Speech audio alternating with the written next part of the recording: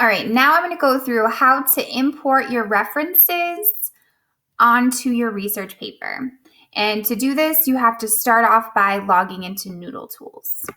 So I'm going to go through the HF website, go to the students page, and scroll all the way down to the bottom and log into Noodletools for students. Once you get into Noodletools, you want to open up your project. And this is not a real project, but I'm just opening it up as an example. And then you're going to go directly into your sources. All of you should have at least 5 sources here.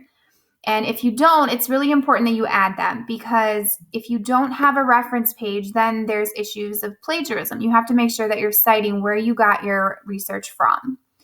So these are all my sources, and this is really simple. Once you're on this page, you go up here to the button that says Print and Export. Scroll down to Print and Export to Google Docs.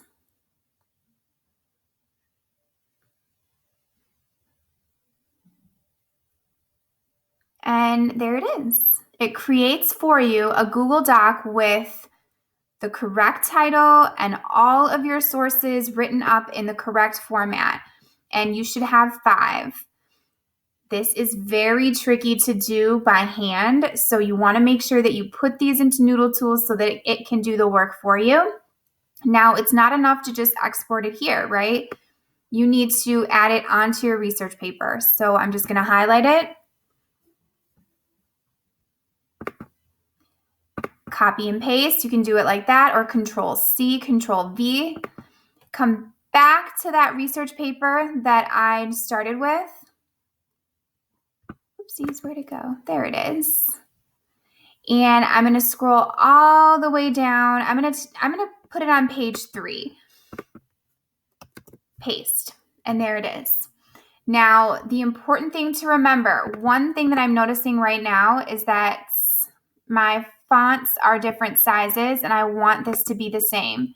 Times New Roman 12. You want to keep that the same throughout your whole paper. But this reference page, this should be on its own page at the top. And this has to be the very last page of your research paper. So right now, I haven't actually written my intro or my body paragraphs yet. So as I write them, I'm going to type, and then it's going to move down. And I'm going to let it continue to move down until I get to the very end of my research paper. So it would be on page 7 or page 8. Because remember, you have 1 page for your cover sheet.